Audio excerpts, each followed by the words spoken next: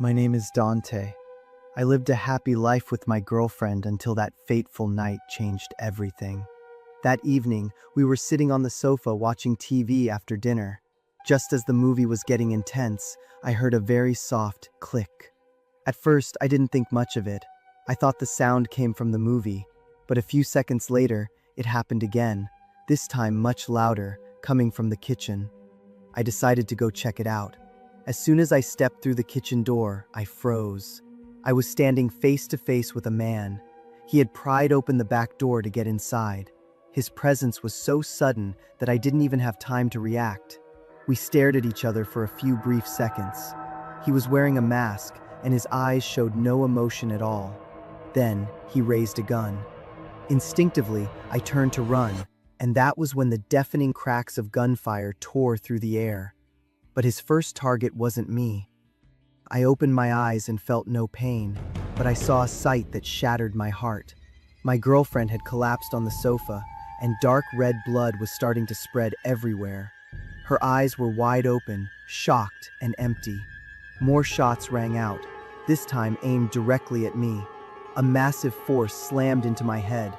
My vision shattered into a million tiny pieces, and then everything drowned in a thick, suffocating ringing sound. I fell to the floor. In my delirious state, I saw him walk toward me and slowly pull down his mask. His mouth was mumbling something, but I couldn't hear a word. The moment he walked away was the moment I slipped completely into the darkness. The time that followed was a complete blur. I lay there, sometimes feeling the sharp sting of pain, sometimes fading back into unconsciousness. The police didn't arrive until 2 days later. My father noticed we hadn't shown up for our scheduled dinner and weren't answering our phones, so he asked for a welfare check. They kicked the door down and found me barely clinging to life on the floor, my face disfigured by the wound and dried blood. My girlfriend was still on the sofa, but she was long gone. The bullet hadn't killed me instantly. It had grazed my skull, but it still caused a traumatic brain injury. When I finally woke up in the hospital, I tried my best to answer every question the police asked. They asked me about the intruder. I described everything I could remember in my state of panic and trauma.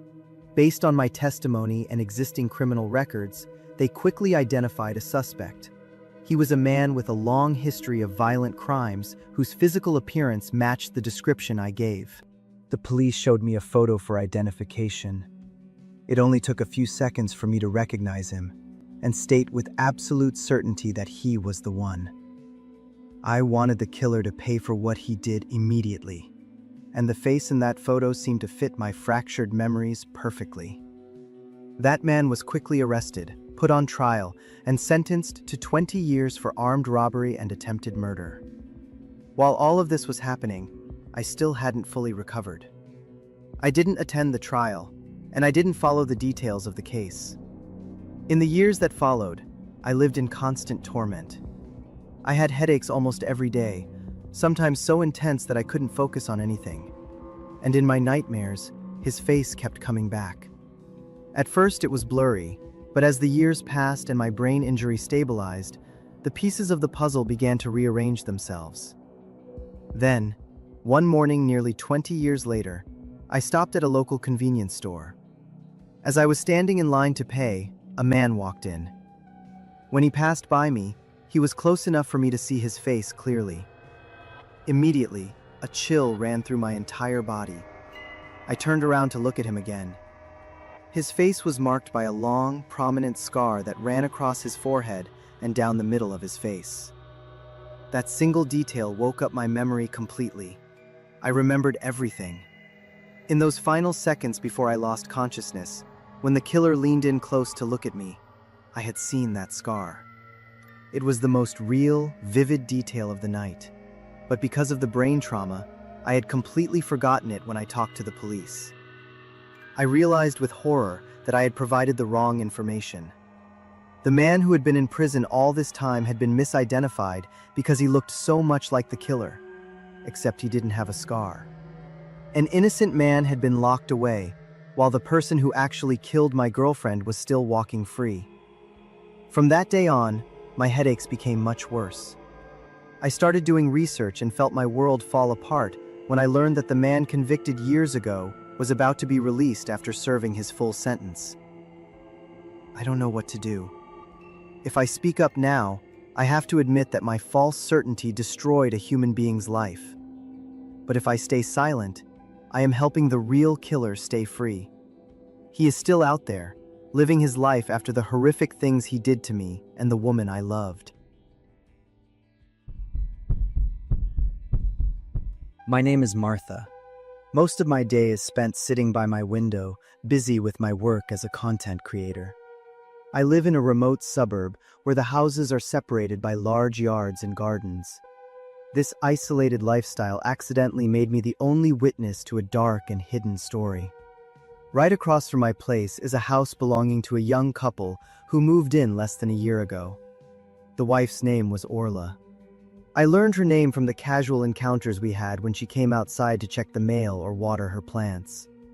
Our conversations weren't long, but they were enough for me to grow fond of her. Orla was the perfect image of a homemaker.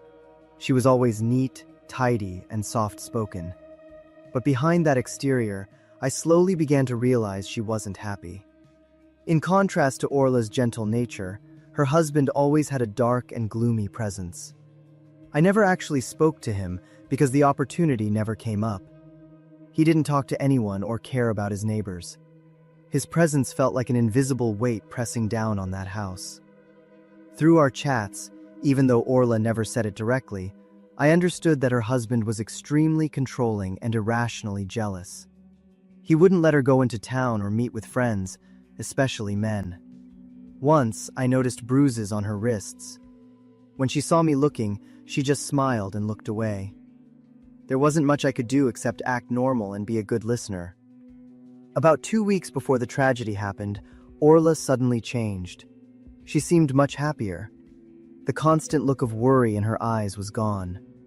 When she talked to me, her smile felt natural and relaxed. I thought that maybe the tension in her marriage had finally started to ease up. Then came that fateful night. I was tossing and turning, unable to sleep, so I went to the window to get some fresh air. The street was drowned in silent darkness until I spotted a figure moving stealthily along the side of Orla's house. The person stayed low, checked the surroundings carefully, and then slipped through a side door with practiced ease. The way they moved immediately made me think of a professional burglar. Just as I turned to grab my phone, I froze. 2 gunshots rang out in a row, tearing through the quiet night. My heart hammered against my ribs as my shaking fingers dialed 911. Just as the dispatcher picked up, a 3rd shot went off. The police arrived within minutes. They broke down the door and rushed inside.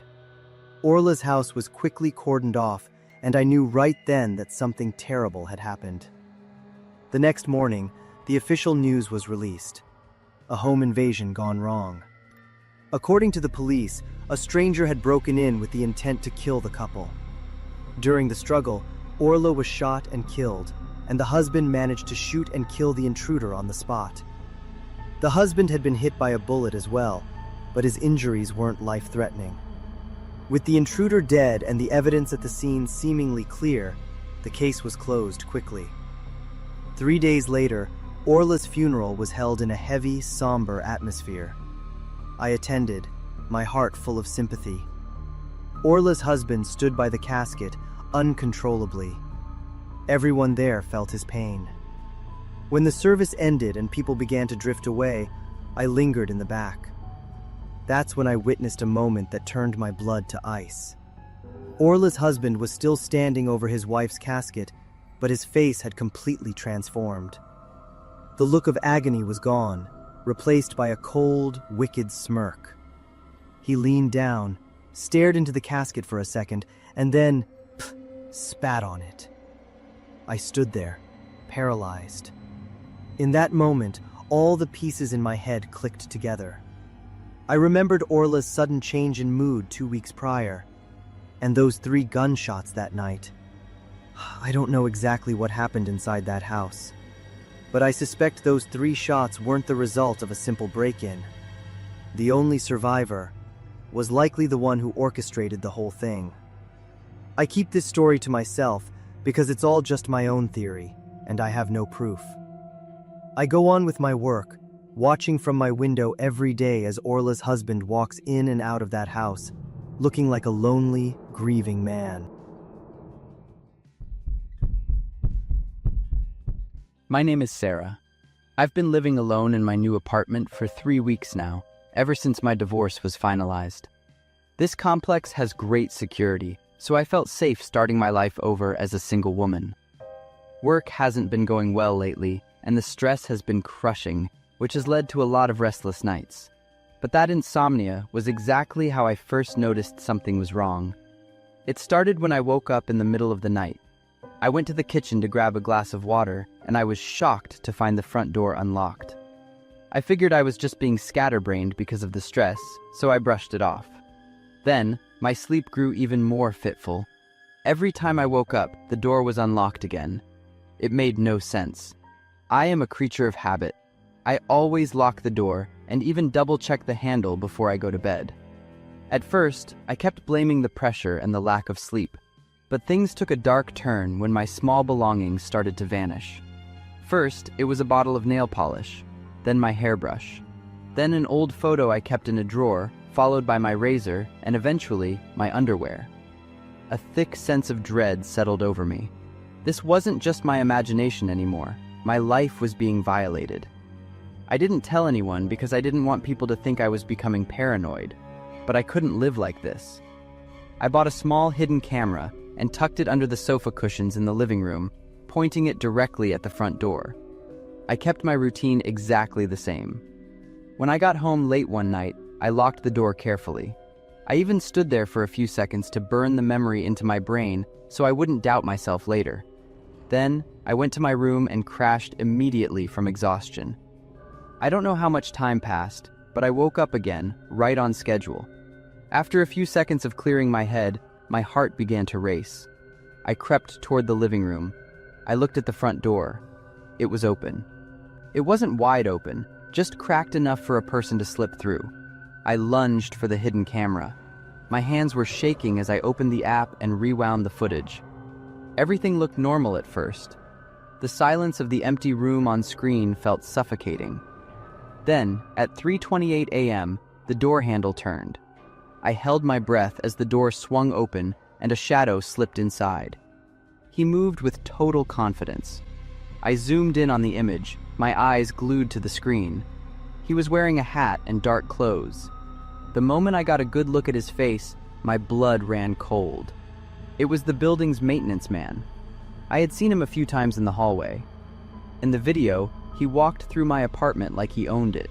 He stopped in the living room, looked around, and sat down right where the camera was hidden. My heart nearly stopped. But he didn't find it. He sat there for a few seconds, then stood up and kept walking.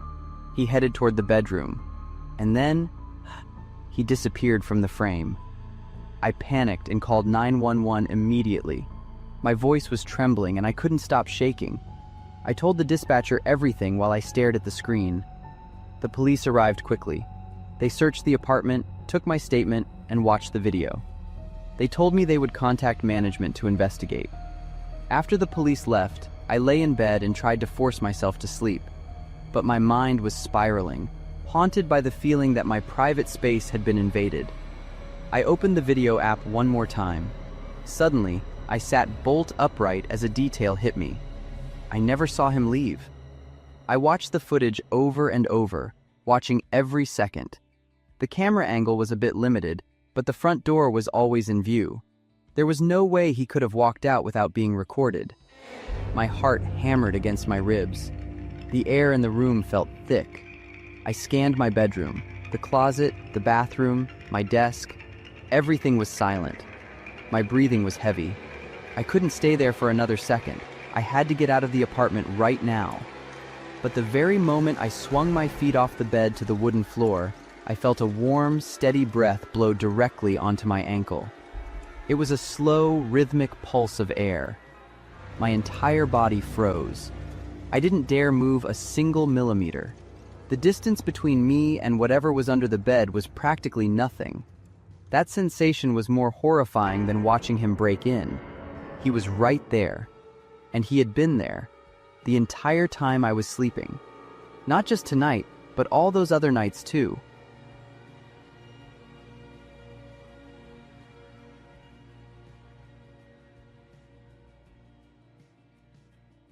Thank you for watching until the end. As mentioned earlier, our goal of reaching 50,000 subscribers in 2026 is still ongoing. If you enjoy these stories, please give us a hand and support us.